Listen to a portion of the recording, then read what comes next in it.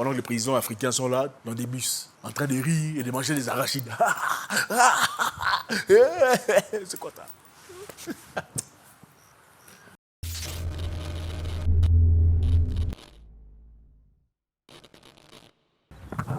La reine Elisabeth II décède. Triste nouvelle, en tout cas pour sa famille, inévitablement. La vie est dure, c'est compliqué.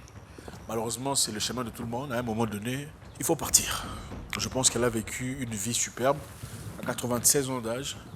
C'est une grâce, je crois, du Créateur de vivre jusqu'à cet âge-là. En tout cas, additionné à tout ce qu'il y a comme facilité, opportunité qu'elle aurait pu avoir à travers le royaume dans lequel elle était assise. Évidemment, comme les Africains, dans toute leur nature, dans toute leur sympathie, vont généralement aller compatir et sympathier, les gens sont partis sympathier et compatir en Angleterre. Et il y a eu beaucoup de gens, beaucoup d'Africains, beaucoup d'Afro-descendants dans les rues de Londres et ailleurs d'ailleurs pour célébrer la vie et la mort de la reine Elisabeth. Vous savez, même leur hymne national, le royaume d'Angleterre compte beaucoup pour ce royaume, ou le pays si vous préférez. Même dans leur hymne national, on chante Dieu sauve la reine. Dieu sauve la reine. God save the Queen. Donc la reine représente beaucoup pour les Anglais. Alors, beaucoup de gens sont partis pour compatir, pour montrer leur montrer leur respect et tout le bazar. Beaucoup de présidents, beaucoup de dirigeants africains, beaucoup de dirigeants du monde, ainsi que des dirigeants africains sont partis pour évidemment montrer combien ils sont dans l'empathie. En fait, voilà, tout le monde est désolé, quoi. C'est vrai qu'il y a eu des gens qui sont révoltés ici et là par rapport à ce qui s'est passé avec l'Angleterre et le Royaume-Uni. Mais beaucoup de présidents sont partis compatir. Mais ce qui est intéressant ici à voir, c'est quoi? Vous savez, dans la vie, les gens vous respectent en accord avec le respect que vous vous accordez. Ouais. Si vous donnez le respect à vous-même, le monde vous respecte. Si vous ne vous respectez pas, personne ne vous respecte. Les présidents sont partis célébrer la vie de la reine, la défunte reine. Et ces présidents ont été particulièrement reçus. Évidemment, on ne reçoit pas n'importe qui comme on recevrait un président. Donc on reçoit les présidents avec beaucoup d'honneur, beaucoup de cadres, les voitures appropriées, le cortège qu'il faut, la classification nécessaire et tout le bazar.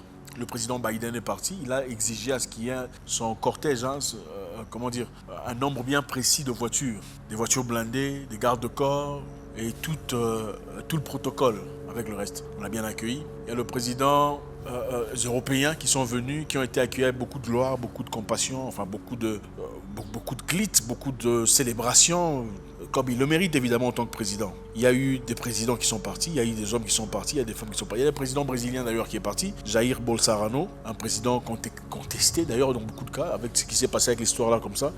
On l'a réussi avec beaucoup de grâce, avec son cortège, avec sa voiture, ses gardes et tout le reste. Il y a eu le président ou le premier ministre de la Nouvelle-Zélande, Jacinda Ardern, qui est parti aussi. Elle a été reçue avec beaucoup de grâce, beaucoup d'honneur, ses voitures, ses gardes et tout le reste. Ensuite, il y a eu les présidents africains.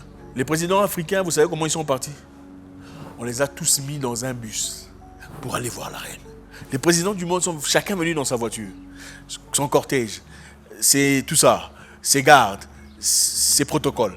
Les présidents africains, on les a mis tous comme dans un taxi Bruce.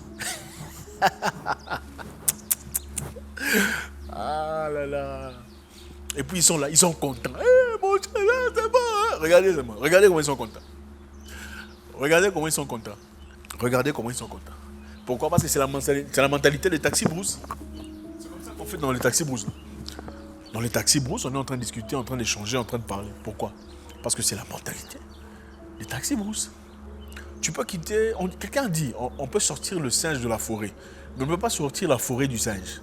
Le président brésilien a accueilli avec beaucoup d'honneur. Le président ou premier ministre nouvelle-zélandais avec beaucoup d'honneur. Excusez-moi, je suis enrhumé. Le président de beaucoup de pays européens et ailleurs d'ailleurs sont accueillis avec beaucoup d'honneur, beaucoup de prestance, de tout ça. Les présidents africains, on les a tous pris ensemble. On les a jetés dans une voiture, donc un minibus. Waouh! Il manquait seulement comment vous appelez ça? Le gars là qui appelle, on y va, bangoka. Voilà. Maintenant, dites-moi qu'on nous respecte. Comment on peut vous respecter dans des conditions pareilles? Quand vous accueillez les gens chez vous, et quand vous les laissez s'asseoir devant, c'est le signe de respect. Vous allez chez quelqu'un et il vous accueille et vous laisse vous asseoir devant. Vous ne laissez pas entrer dans la maison, la grande porte. Ou vous laisse entrer par la porte de derrière. C'est le respect, ça? Non. Je m'en fous de ce que vous pouvez penser. Oh, la porte de devant est abîmée. À moins qu'il y ait des travaux ouverts, des travaux officiels. Si on te respecte, on ne peut pas te laisser passer par la porte de derrière, à travers la cuisine. Jamais. C'est dans la porte de devant. Il y a beaucoup de présidents qui, quand ils vont visiter des pays étrangers, des présidents africains, ils ne sont pas accueillis par leurs homologues, ils sont accueillis par je ne sais pas qui là-bas. Et ils partent attendre des audiences. Audience pour rencontrer le président des États-Unis. Votre président va attendre audience pour rencontrer le président des États-Unis. On le fait attendre pendant des heures, des heures, des heures. On ne ferait pas ça à un... C'est triste. C'est ça la réalité. Je pense que le monde a besoin des gens comme Julius Malema. Les agents de sécurité, ils veulent quoi? Julius Malema, c'est un garçon qui a ses défauts, mais c'est une personne qui inspire beaucoup l'Afrique dans la révolution, l'honneur. On ne peut que te traiter avec le niveau d'honneur que tu t'accordes à l'honneur. Et moi, je pense que d'une certaine façon, c'est aussi une façon de vous rappeler que vous êtes allié ou associé à la Russie, n'est-ce pas? Ouais, on va vous punir. Enfin, punir quelqu'un, c'est pas toujours de manière évidente. On va vous punir de manière à vous montrer très subtilement que c'est une punition, mais on peut vous punir subtilement, non? Bon, on accueille tout le monde bien dans leur grande voiture, protocole, garde du corps, tout le bazar, cortège. Avec vous, on vous met dans un taxi-bus pour aller là-bas. Et vous acceptez ça. Vous allez aussi pleurer. Comme il y a un président là qui a pleuré, vous êtes parti en France pleurer. C'est quand la dernière fois qu'on a vu les Européens venir en Afrique pleurer. Ça n'existe pas. Il est important ici de mentionner que Sal Work Zwede est la seule personne à avoir refusé de monter dans le bus. Quand on a demandé aux Africains de monter dans le bus de l'école pour y aller. Elle a dit non. Niet, j'exige le respect qu'on accorde à d'autres présidents. C'est le même respect que je veux. Si je ne peux pas avoir ce respect-là, merci, je n'y serai pas. Vous voyez le niveau de considération et d'estime personnelle. Vous savez, les Éthiopiens, généralement, ne se considèrent pas africains. Vous le savez. Pour ceux qui ont déjà été en Éthiopie, les Éthiopiens appellent les Noirs Africains. Pourquoi? Parce qu'ils sont différents. Et regardez encore l'Éthiopie. L'Éthiopie n'a jamais été colonisée. Donc ils n'ont pas subi le changement de mentalité, la religion, comment vous dites ça, beaucoup d'autres choses. Ils n'ont pas subi toutes ces histoires. Les Éthiopiens ont gardé leur écriture, ils ont gardé leur calendrier. Okay, en Éthiopie, c'est pas loin en 2022, hein, ce n'est pas loin en 2022. Ils ont résisté aux colonisateurs, ils se sont battus comme des vaillants. Voilà pourquoi, regardez les Éthiopiens, peu importe où vous allez, ils progressent, ils évoluent, ils savent comment travailler en communauté. C'est ça l'estime personnelle, c'est ça être un homme. Être un homme, c'est dire, au lieu de partir mourir dans l'humiliation, je préfère mourir ici. Tuez-moi maintenant. Comment est-ce que tu peux te rabaisser jusqu'à ce niveau? Toi-même, tu vas entrer dans les bus des écoliers pour aller voir machin chose. C'est inadmissible. Et c'est ça. C'est ça l'Afrique. L'Afrique, que ce soit l'ouvrier ou l'indépendant ou le ministre ou le président, c'est la même mentalité. L'esclave, la même mentalité de mendicité, la même mentalité de supplication, la même mentalité de « oh mon vieux, mon patron ». En fait, même au niveau du président, ils ont leur chef, leur vieux, leur patron. Mais cette dame a fait preuve de beaucoup de courage, de beaucoup de respect. Je ne sais pas si c'est parce que c'est une femme ou clairement parce que c'est une Éthiopienne. Et on doit en tirer beaucoup de leçons. L'Afrique a des problèmes, une maladie incroyable. Et le nier, c'est hypocrite. Parce qu'on ne peut jamais guérir d'une maladie qu'on nie, qu'on ne reconnaît pas. Il faut reconnaître qu'on est malade. Regardez l'état de ces présidents. Ils sont en train de rire là, dans le bus. C'est incroyable. C'est incroyable. Les gens qui deviennent chefs de l'État dans beaucoup de nos pays ne sont pas mieux que vous. Ils ont simplement eu la chance, l'opportunité d'être placés là-bas. Voilà pourquoi on fait appel à une jeunesse forte, à une nouvelle génération de gens forts, des gens qui comprennent ce qui se passe au monde. Et ces jeunes qui ont envie de se développer, d'avancer, de progresser, de comprendre le concept, la géopolitique, géostratégie, c'est très important. Autant il est nécessaire de chercher l'argent. L'argent, pourquoi vous cherchez l'argent? Vous savez pourquoi vous cherchez l'argent? Vous savez pourquoi vous cherchez l'argent aujourd'hui? Vous vous dites certainement que vous cherchez l'argent parce que sans l'argent, vous ne faites pas grand-chose. Mais qui a commencé ça? Depuis quand on a commencé l'histoire qu'il faut présenter un bout de papier pour recevoir des services? Un bout de papier pour avoir une voiture? Un bout de papier pour avoir de l'argent. Vos arrière-grands-pères n'ont pas vécu comme ça. C'est un concept qui a été fabriqué quelque part. C'est ça la politique, la géopolitique. Les gens se sont assis pour donner l'honneur, la puissance qu'a le dollar aujourd'hui au-dessus de votre monnaie pour que chaque jour vous restiez en dessous d'eux. C'est ça la géopolitique, c'est ça la politique. C'est important. Il est impératif, si vous êtes vivant, de comprendre ce qui se passe dans le monde. Et de ne pas seulement être serviteur ou, participant dans un concept qui a été créé par quelqu'un. C'est vous qui devrez créer le concept. En tout cas, votre propre concept en Afrique et votre pays particulièrement. C'est votre devoir de participer. C'est un peu comme dire, ok, vous avez des enfants dans votre famille, vos enfants ont été influencés par le voisin, ils sont tous devenus papa, maman. Oh non, c'est les voisins qui ont fait ça, moi je cherche l'argent. Non! Il faut t'impliquer. Comment est-ce que le voisin peut influencer mes enfants? Non, ce sont mes enfants, ce ne sont pas ses enfants. Voilà pourquoi il est important de comprendre comment ça marche. Est-ce que vous pensez que c'est une humiliation ou pas? Parce que voilà, il y a des gens qui disent non, tout ça, ce n'est pas ce que vous pensez. Moi, je me dis toujours ceci. Dans beaucoup de cas, quand vous doutez sur quelque chose, c'est certainement ça. Quand vous pensez qu'il y a une fumée, il y a probablement le feu. Pourquoi Les autres sont venus en cortège, sont venus en voiture, ont été bien soutenus, ils ont été bien encadrés, ils ont eu leur protocole. Pendant que les présidents africains sont là, dans des bus, en train de rire et de manger des arachides. C'est quoi ça?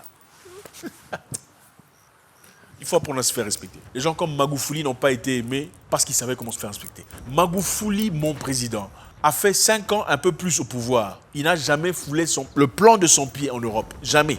Pour aller chercher des correspondances, d'accords, de tout ça là qui n'existe jamais. Il a développé son pays en 5 ans. L'infrastructure, la technologie, les écoles, les hôpitaux, avec l'argent du contribuable.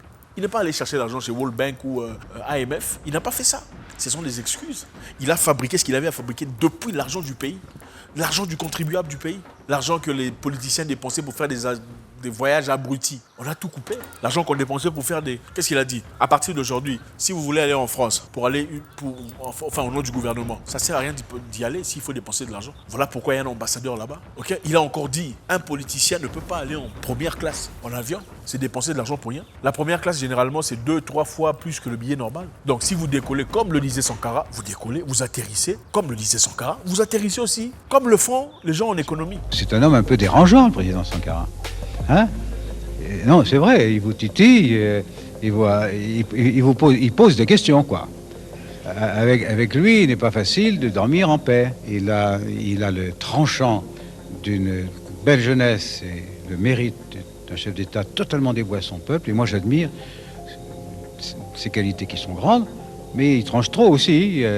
Il va plus loin qu'il ne faut, à mon avis, qui me permettent de lui parler du haut de mon expérience. Il a dit donc, désormais, aucune personne en politique ne voyagera en première classe. Tout le monde voyagera en économie, pour économiser l'argent. Et qu'est-ce qu'il a fait? Avec quelque temps, l'argent qu'on devrait dépenser dans une fête complètement absurde sur l'indépendance, Magoufouli a dit, on va dépenser cet argent dans l'infrastructure. Pendant qu'il y a des Tanzaniens qui meurent de diarrhée, de choléra, de toutes les... Il est parti dans les hôpitaux, il a amélioré directement, on l'a changé, on l'a dit. Regardez, il faut se lever, il faut se réveiller. La réalité est celle-ci. Dans la vie, je vais vous dire une vérité. Dans la vie, on ne perd rien. Je sais que ça va choquer beaucoup de gens. Vous naissez avec quoi? Rien. Vous restez nu, n'est-ce pas? Vous vivez votre vie, vous achetez des histoires, vous accumulez des biens, de l'argent, tout le bazar. Ensuite, on vous enterre avec quoi? Avec combien de conteneurs? Rien. Ce n'est pas pour vous encourager à devenir paresseux. C'est pour vous dire que, quoi qu'il en soit, vous êtes gagnant. C'est vous qui gagnez sur ces terres. Vous gagnez en expérience, surtout. Vous gagnez en connaissance. Vous gagnez en vivant. C'est ça, votre bénédiction. Pour le reste, ce ne sont que des détails. Celui qui a peur mourra. Celui qui est brave mourra aussi. Vivez dans la bravoure. Exprimez-vous. Soyez des Africains forts. Des gens qui ne se rabaissent pas. Vous savez, il y a 2 types d'esclaves sur Terre. Il y a 2 types d'esclaves. Il y a 2 types de pays. Il y a les pays forts et les pays faibles. Les 2 types d'esclaves. Les pays forts sont les pays comme les États-Unis, la France, l'Angleterre, qui sont partis conquérir le monde et tout le bazar. Les pays faibles sont comme l'Afrique, les pays arabes, en tout cas la plupart, et tout le reste, les Turkménistan, tout ça. Maintenant, parmi les pays faibles, il y a deux types. Il y a les braves et les cowards. Les cowards, c'est quoi? Les lâches. Les braves sont comme les Afghans. Les pays forts sont partis là-bas bombarder, mais ils ont résisté pendant 20 ans. Avec un minimum d'armes, ils ont résisté à la force la plus puissante du monde. Pendant 20 ans, qu'est-ce qui s'est passé ensuite? Ils ont fui. Ils ont fui. Après, ils reviennent pour négocier. Maintenant, on négocie avec les Afghans. Il n'y avait pas de bombes nucléaires, il n'y avait pas de bombes atomiques, il n'y avait pas de bombes de long range, de grande distance. Ce sont avec des petites... C'est ici. La guerre, c'est ici. L'esprit, c'est ici. La considération, le respect, c'est ici. Ce n'est même pas à l'école, c'est ici d'abord. L'école ne fait que raviver, ne fait qu'embellir, rajouter, complimenter ce qu'on a déjà dans le cœur, l'esprit chevaleresque. Maintenant, les esclaves faibles sont qui? Ce sont les Africains en général. Ce sont ceux-là qui ont été abrutis mentalement, spirituellement, on les a ravis leur identité. Quand on leur dit des choses, oh non, c'est la volonté de Dieu. Ah, ouais, c'est moi comme ça, c'est Dieu qui a voulu. Ah, on a pris une partie de notre pays, on laisse ça entre les mains de Dieu. Ah, on a violé ma mère, c'est la volonté de Dieu. Ah, mon père veut être décapité, c'est la volonté de Dieu. Ah, nos salaires n'ont pas été payés pendant 17 mois. On ne peut pas se rébeller parce qu'on va nous tirer dessus. Ah, toute autorité vient de Dieu. Ce sont les esclaves lâches, les faibles. Et ce sont ceux-là qui sont faciles à manipuler. C'est difficile de manipuler les Afghans et le reste. Ce n'est pas pour dire qu'ils sont des gens bien, c'est loin de moi. C'est pour vous montrer la différence. Autant mieux n'est pas partir là où il n'y a pas de respect que d'y aller vous faire aboutir comme ça. Dans une table où le respect n'est pas servi, il faut quitter. Il faut quitter la table où le respect n'est pas servi. Vous allez comme ça pour vous aboutir. En tout cas, moi, en tant que président, je pense, si j'arrivais là-bas, comme disait, d'entrer dans le bus, je n'entrerai pas. Et aussi moi, si j'existais à l'époque où on prenait les esclaves pour les emmener en exil, je ne partirais pas. Je dirais, tuez-moi. Comme on a tué beaucoup. Ceux qui sont partis sont différents de ceux qui sont morts. Merci. On n'est pas la même chose. On est noir, on est très différents.